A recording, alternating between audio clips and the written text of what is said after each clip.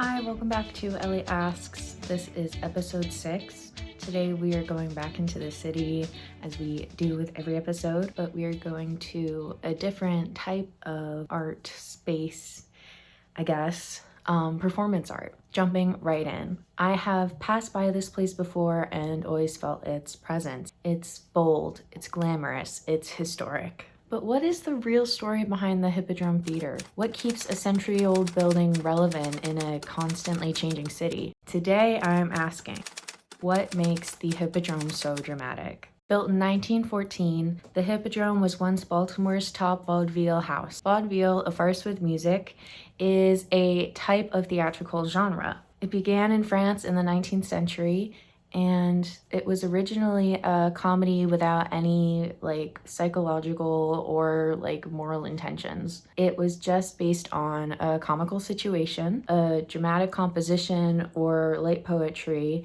and there would be dancing songs interspersed throughout. And that is all thanks to my good friend Wikipedia and Britannica. Getting back on track, the Hippodrome was designed by Thomas Lamb, the most celebrated theater architect of the time, and the theater sat over 3,000 people. This place hosted everything, from acrobats and comedians to animal acts. The word hippodrome itself hints at spectacle.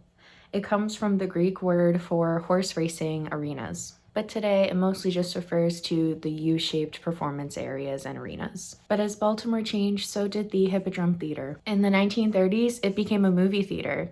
But in the 70s, downtown had slowed down and the lights had dimmed. The theater had officially closed in 1990, but that is not where the story ends. Thanks to a massive restoration project completed in 2004, this theater came back to life. It became part of the France Merrick Performing Arts Center alongside the renovated Western National Bank and Utah Savings Bank buildings. Now, it is the home of Broadway in Baltimore, basically. Now it hosts theater shows like Chicago, Some Like It Hot, and Wicked, which, that's been getting its flowers recently because of the movie adaptation, rightfully so. But beyond the big shows and the red carpets, there's something even more powerful happening here. The Hippodrome Foundation Incorporated, or the HFI, was created in 2001 to make sure this space wasn't just about the spotlight. Their mission? To provide access to the arts for Baltimore area youth and communities that might otherwise be left out. Through free programming, summer camps, and student matinees, HFI reaches thousands of students and families every year. They're helping people, especially young people, see that the stage can belong to them too. As the foundation puts it, this is about building, quote, hope,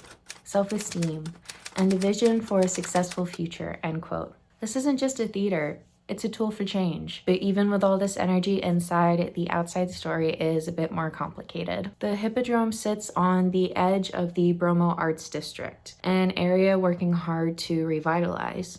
There is hope that a thriving art scene can help spark something bigger, a ripple effect in the community. Baltimore Magazine puts it best, quote, "The Hippodrome stands as a symbol of what's possible in this part of the city, but only if that promise includes the people who live here," end quote. So, in the end, what does make the Hippodrome Theatre so dramatic? It's the history, it's the comeback, and it's the way it keeps asking the same question I do. How can art help us imagine something better together? Thanks for watching this episode of Ellie Asks. Let me know if you've ever seen a show at a theater or if you ever want to and what show that would be. Until then, keep asking, keep creating, and keep showing up for your community.